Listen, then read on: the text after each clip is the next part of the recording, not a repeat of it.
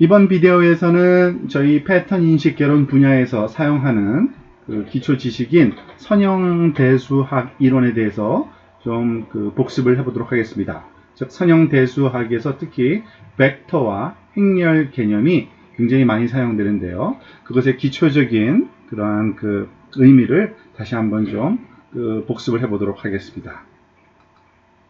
자, 벡터. 벡터를 우리가 보통 무엇을 벡터라고 하는지 여러분들 한번 기억을 좀 되살려보면 좋은데요. 보통 물리학적인 표현에서는 벡터를 크기와 방향을 가지는 어떤 물리량, 예를 들어서 어떤 자동차의 속도가 몇 킬로미터 per sec 또는 시간당 100km 뭐 이런 식으로 우리가 표현을 하죠. 그런데 방향까지도 표현하기 위해서 우리가 벡터라는 개념을 씁니다. 그런데 좀 더 대수학적인 표현 측면에서는 그냥 단순한 그런 숫자가 하나 이상이 표현된 거를 보통 우리가 벡터라고도 하죠. 지금 여기 그림에서 표현된 것처럼 보통 벡터는 이와 같은 평면상에 한 점으로 표시되는 경우가 많은데, 지금 이거 2차원 평면상에서 즉 수평축을 x1이라고 우리가 표시하고요, 수직축을 x2라고 할 경우에 이와 같은 평면상의 한 점, 지금 여기에 빨간색 동그라미를 표현한 이 한 점은 당연히 여기에 해당하는 x1 좌표와 x2라는 값의 좌표로 이렇게 두 개의 숫자의 쌍으로 표현이 가능합니다. 그럴 때 그것의 표현 방식, 숫자의 여러 개를 하나의 점을 표현하기 때문에 이와 같은 경우에 우리가 보통 벡터라고 얘기를 하고요. 이와 같은 벡터의 특징으로서는 당연히 이 평면상에서 보면 원점으로부터의 거리를 우리가 계산을 해서 그 거리가 얼마다 라고 표현해서 사용하기도 하고요. 그리고 그 방향이 즉 수평면으로부터 어떠한 각도, 일정한 각도만큼 기울어져 있다라는 표현으로, 즉 크기와 방향으로서 요 점을 우리가 표현하기도 합니다. 자, 그것이 벡터인데 우리가 왜 벡터를 사용할까요? 사실은 패턴 인식 분야에서는 이 특징 벡터라는 것을 우리가 많이 사용하기 때문에 이 벡터 개념을 다시 한번 정리를 해보려고 합니다. 즉 특징 벡터, feature 벡터라고 우리가 보통 얘기를 한다 그랬죠. 앞에서 이미 리뷰되었지만 보통 우리가 왜 특징 벡터라고 하는 것은 무엇을 의미하는지 다시 한번 생각을 해볼 필요가 있겠습니다. 그러니까 패턴 인식 분야에서는 인식 대상이 되는 객체가 어떤 특징들로 우리가 규정 지어지는데요.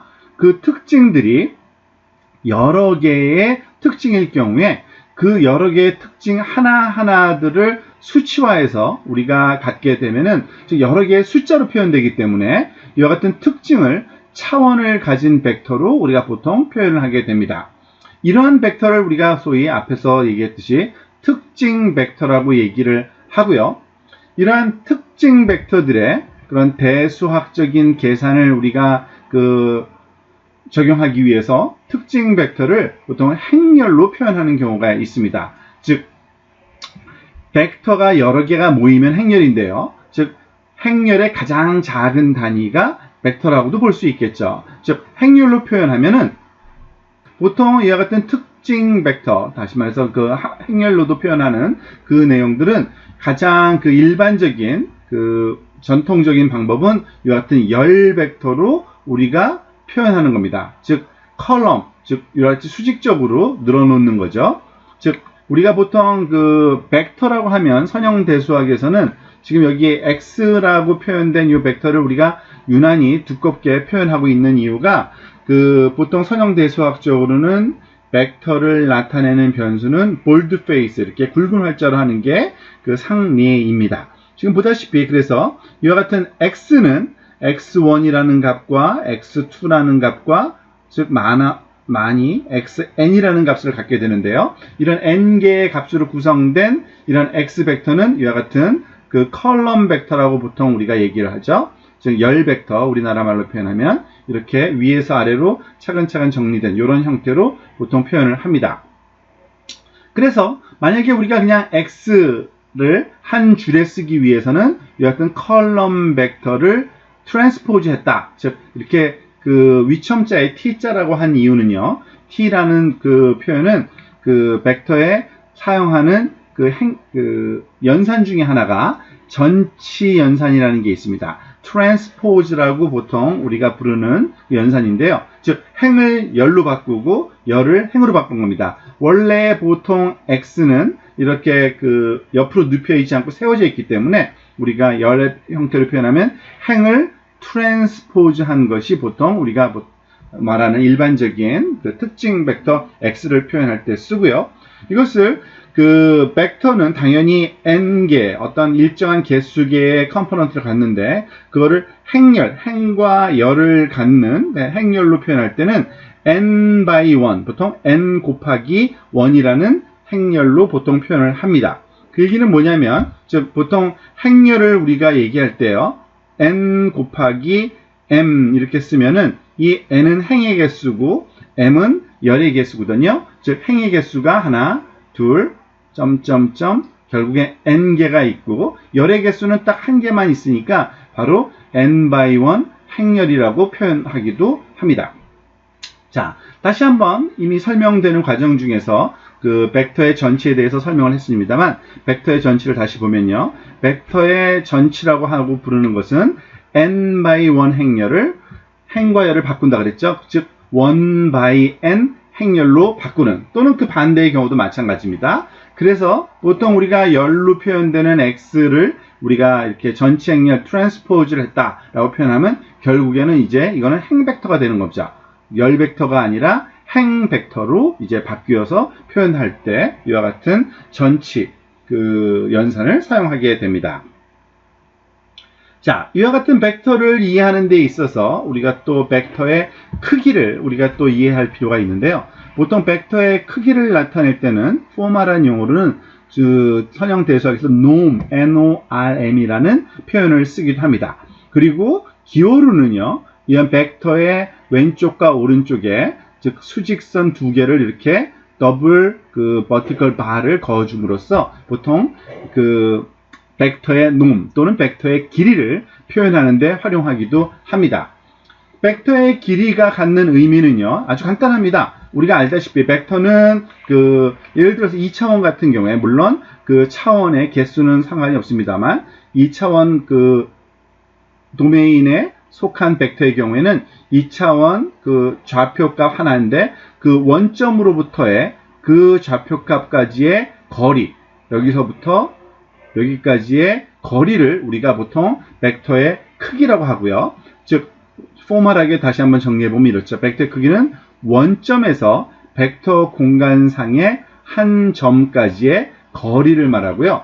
그리고 이 거리를 재는 그 방법은 2차원 같은 경우에는 우리가 잘 알고 있는 피타고라스 정리에 의해서 여기서부터 여기까지의 거리는 우리가 수직선을 이렇게 내려 그었을 때 생기는 요 직각삼각형에서 빗변의 길이를 구하는 방식으로 하죠. 즉 여기서부터 여기까지의 길이가 x1이고 여기서부터 여기까지의 길이가 x2다. 그러면은 우리가 알고자 하는 이것의 길이를 우리가 x의 놈이다 라고 하면은 계산을 어떻게 하죠? x제곱 1제곱 더하기 x2의 제곱을 스퀘어 루트를 취한 것이 바로 그것의 놈, 길이를 재는 거죠.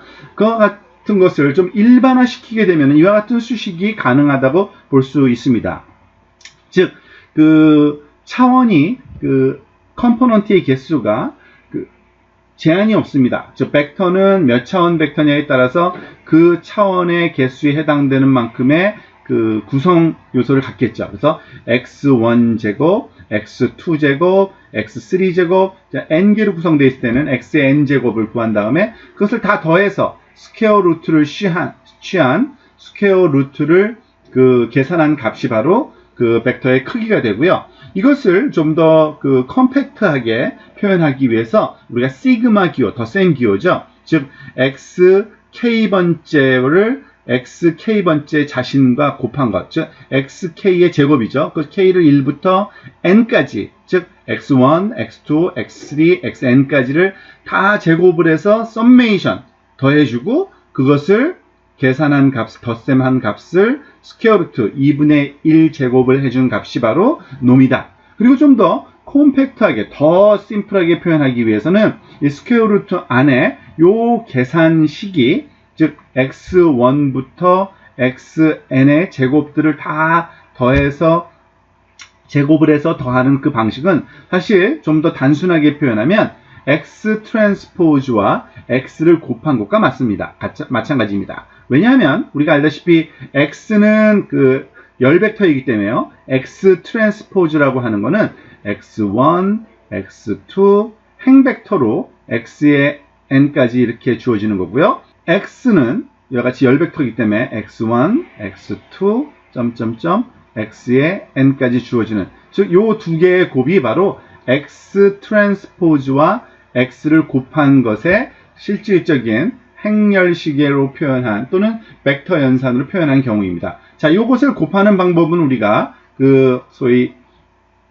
잘 알고 있는 곱셈인데, 즉 해당하는 컴포넌트끼리 곱해주면 되죠. x1 곱하기 x1, x2 곱하기 x2, 그리고 xn 곱하기 xn. 즉 이것을 풀어서 쓰면 어떻게 돼요? x1의 제곱 더하기 x2의 제곱 더하기 점점점 x의 n의 제곱까지 모든 걸 더한 겁니다. 그것이 이 안에 있는 괄호 안에 있는 거니까 그 내용에 스퀘어 루트를 씌워주면 그게 바로 x의 놈, 즉 x라는 벡터의 길이에 해당된다고 보시면 되겠고요. 자, 예를 들어서 이것을 한번 계산해 볼까요? x가 3과 4 두 개의 컴포넌트로 구성된 그러한 경우를 한번 예를 들어서 이것의 크기를 한번 구해 봅시다. 자, 방금 전에 배운 그 놈을 구하는 공식을 그대로 적용을 해보면 어떻게 될까요? 즉 x의 길이는 어떻게 구한다 그랬죠? 스퀘어 루트인데 3 곱하기 3이니까 9고요. 더하기 4 곱하기 4는 16이네요. 그죠? 그래서 이것을 안에 것만 계산해 보면은 25고 25는 5의 제곱이니까 다 알다시피 이 스퀘어 루트, 즉 제곱근 공식을 쓰면은 바로 5라는 값이 나와서 이 x놈의 그 값은 5라고 우리가 주어지는 것을 알 수 있습니다. 자, 이와 같은 벡터 크기하고 연관이 있는 그 프로퍼티 하나를 더, 벡터 성질을 한번 또 살펴보도록 하겠습니다. 이번에는 단위 벡터에 대해서 한번 살펴볼게요. 단위 벡터라는 거는 말 그대로 벡터는 벡터인데 유닛, 그러니까 단위에 해당되는, 우리가 그 단위라고 하는 거는 그 해당하는 것의 가장 작은 길이, 즉 그 기준이 되는 길이를 단위라고 보통 얘기를 하죠. 그래서 길이 같은 경우에는 1이라는 숫자가 바로 그 단위에 해당됩니다. 즉 벡터의 크기 또는 길이가 1인 벡터를 우리가 유니트 벡터, 단위 벡터라고 얘기를 합니다.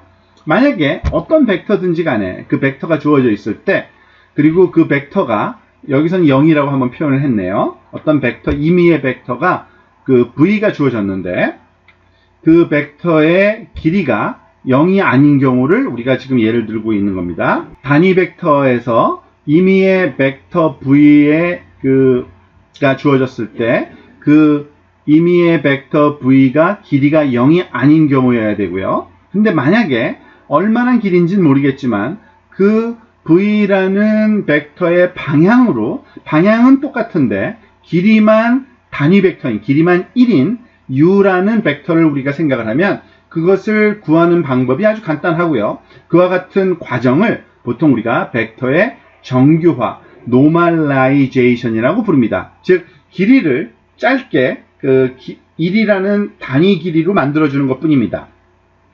하지만 방향은 변화를 시키지 않는 거죠.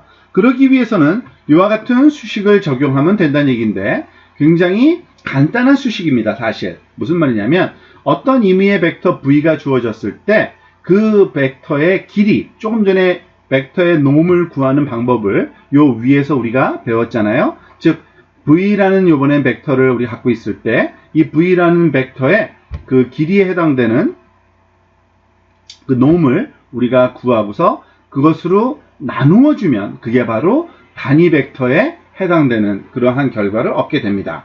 아주 간단합니다. 예를 들어서 방금 전에 우리가 사용했던 이 벡터, 그 x는 3과 4라는 컴포넌트를 갖는 벡터의 경우에 그 벡터의 단위 벡터, 즉 방향은 똑같은데 길이가 1인 단위 벡터를 한번 구해볼까요? 즉 벡터 3과 4 값을 갖는 벡터 V의 방향은 똑같으면서 단위 벡터 길이가 1인 U를 구해라. 그러면 어떻게 되는가? 너무나도 간단한데 요 위에 수식을 다시 우리 한번 써볼까요? 즉 U는 어떻게 계산해야 되죠? U는 V, 뭐 앞과 뒤의 순서는 상관없습니다. 1 나누기 V가 되겠죠.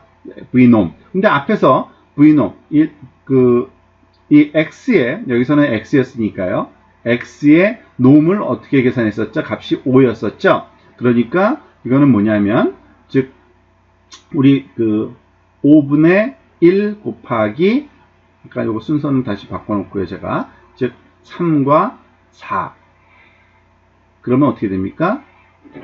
스칼라 값을 여기다가 곱하게 되면요. 하나하나 컴포넌트에 곱하기만 하면 되는데, 즉, 5분의 3이 되고요. 두 번째는 5분의 4를 갖는, 이러한 길이를 갖는 벡터가 되고, 즉, U라는 벡터는 결국에는 이 벡터가 바로 U에 해당되는 벡터로 계산되는 겁니다. 근데 여기 질문 하나가 더 있네요. 단위 벡터 U의 크기는 얼마인가? 사실 이거는 계산해 볼 필요도 없죠. 당연히 길이는 1입니다. 왜냐하면 우리가 그 길이를 알고서 그 길이 벡터로 나눠줬으니까 결국엔 값이 당연히 1이 될 수밖에 없는데 그런 의미로 단위 벡터라고 부르는 거니까 그렇죠. 그런데 이것을 직접 계산해 봐도 우리가 알 수 있어요. 자, 우리가 U의 길이를 다시 여기서 계산해 볼까요? U의 길이는 어떻게 됩니까? 스퀘어 루트 한 다음에 x1 자승이니까 25분의 9고요. 그죠? 더하기 요것의 제곱이니까 25분의 16인데 이것의 스퀘어 루트 안에 있는 요 값의 합을 계산해 보면은 분모가 똑같으니까요. 25분의 25가 되네요. 그죠? 결국에는 어떻게 됩니까? 위 아래 분모 분자가 다 똑같으니까 1이고요. 값은 1. 즉 길이가 1이 되는 겁니다. 그래서 단위 벡터가 길이가 1인 단위 벡터를 구하는 이 수식이 맞다라는 것을 여기서 우리가 한번 확인할 수 있겠죠.